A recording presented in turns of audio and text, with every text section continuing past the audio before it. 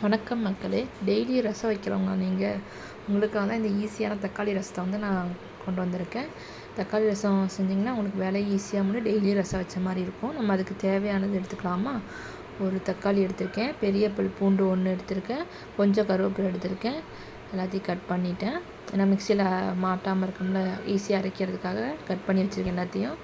ஒரு சின்ன ஜாரில் வந்து போட்டுக்கிறேன் எல்லாத்தையும். கருவேப்பிலையை போட்டுக்கிறேன், அப்புறம் பூண்டை போட்டாச்சு. கட் பண்ணி வச்ச தக்காளியும் போட்டுக்க போகிறோம்.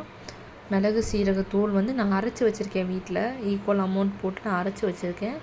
அதை நான் 1 ஸ்பூன் மட்டும் ஆட் பண்ணிக்கிறேன். பாருங்கள் எவ்வளோ அளவாக தான் ஆட் பண்ணுறேன். காரம் கொஞ்சம் சேர்த்துக்காதனால அளவாக நான் ஆட் பண்ணுறேன். அவ்வளோதான். இதை சேர்த்து அரைச்சி எடுத்துக்கலாம். பாருங்கள், அரைச்சி எடுத்தாச்சு. ரொம்ப கொரகொரப்பாகவும் இல்லாமல் ரொம்ப வலுவலுன்னு இல்லாமல் ஒரு மீடியம் அளவில் எடுத்துட்டேன்.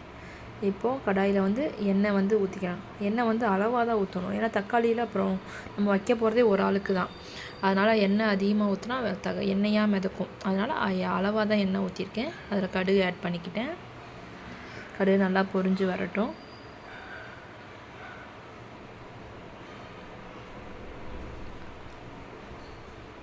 கடுகு பாருங்கள் பொரிய ஆரம்பிச்சிச்சு.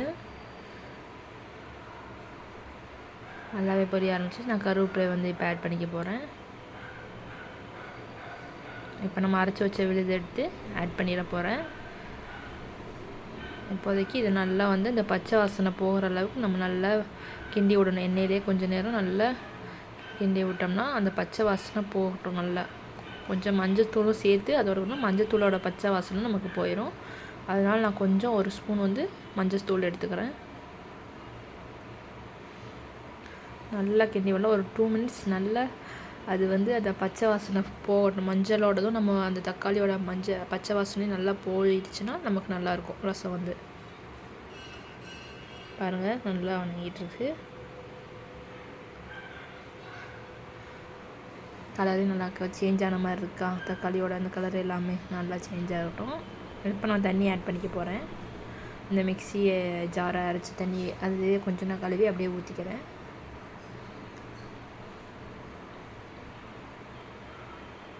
பாருங்கள், ரொம்ப கெட்டியாக இருக்கக்கூடாது ரசம். ஓரளவுக்கு தண்ணி மாதிரி இருக்கணும் ரசம் கன்சிஸ்டன்சிக்கு. அந்த அளவுக்கு நான் கொஞ்சம் தண்ணி ஊற்றிட்டேன். தேவையான அளவு உப்பு போட்டுக்கிறேன்.